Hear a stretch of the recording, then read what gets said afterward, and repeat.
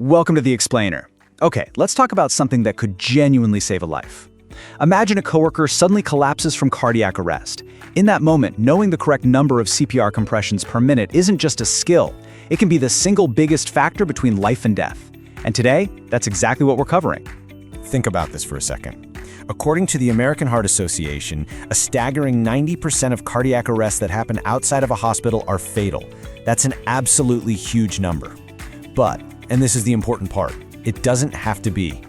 So what if you could be the one to change that statistic? Well, the whole mission of this explainer is to teach you the correct CPR compressions per minute and how to use that knowledge effectively. It's about giving you the power to act with confidence when it matters most.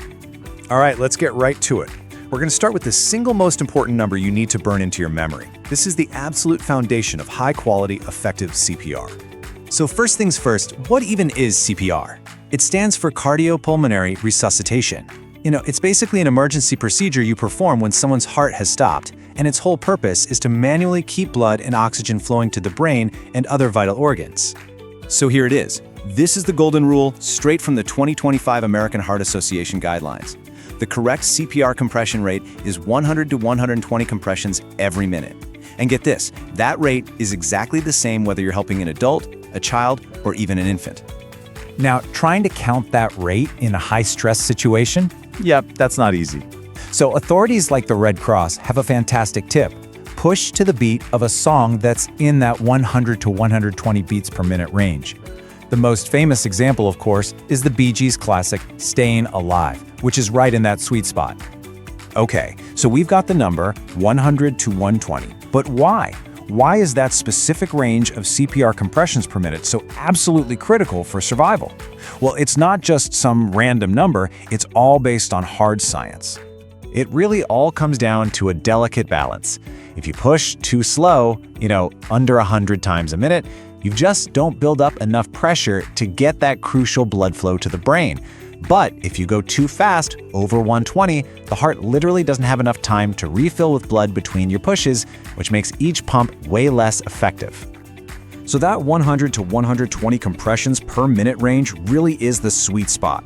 It maximizes that blood flow, keeps vital organs alive, and gives the person the best possible chance of survival until professional help arrives. Knowing the correct CPR rate is huge. It's step one. But to perform truly high-quality CPR, you've got to combine that rate with a few other critical components of good technique. Think of it as a 4-part checklist that you need to get right. First, your hands have to be in the right place, center of the chest. Second, you got to push hard and deep, at least 2 inches for an adult. Third, and this is so important, you have to allow for full chest recoil, meaning let the chest come all the way back up. And fourth, you put it all together by maintaining that correct CPR rate. Now, if you look at the official guidelines here, you'll notice something really interesting. That compression rate, the 100 to 120, it's universal. It's the same for everyone. What does change is the depth and technique. For adults, it's 2 hands pushing 2 to 2.4 inches. For a child, it's 1 or 2 hands about 2 inches deep. And for an infant, it's much more delicate, 2 thumbs about 1.5 inches deep. All right, so for anyone who's officially trained, you know that these life-saving compressions are just one part of a repeating cycle that also includes rescue breaths. The standard cycle is actually super easy to remember. It's just 30 chest compressions followed by 2 rescue breaths. You just keep repeating that 30 to 2 ratio over and over again until help arrives or an AED is ready to use. But, and listen up, because this is probably the most important takeaway for bystanders. If you are not trained or you're just not comfortable giving breaths for any reason, you should do hands-only CPR. Just keep pushing hard and fast in the center of the chest at the correct rate. It is still an incredibly powerful life-saving action. Okay, let's take all this theory and see how knowing the correct CPR compressions per minute actually plays out in a real-world scenario where every single second counts. So, picture this. You're at a construction site. It's a normal day. And suddenly, a coworker just collapses. You rush over and they're completely unresponsive and they're not breathing. This is a cardiac arrest. But one of their colleagues is a trained safety officer. They don't panic. They immediately tell someone to call 911 and get an AED. And they get down and start CPR. They're pushing hard, they're pushing fast, right in that sweet spot around 110 compressions per minute, keeping that vital blood flowing. Because that high-quality CPR was started so quickly and done correctly, That worker's chance of survival was potentially doubled, maybe even tripled.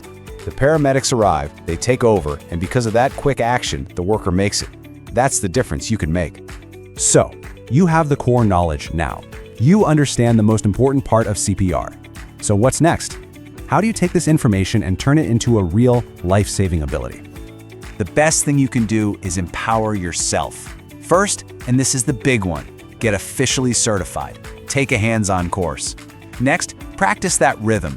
Use a metronome app, use music, whatever works, so it becomes second nature.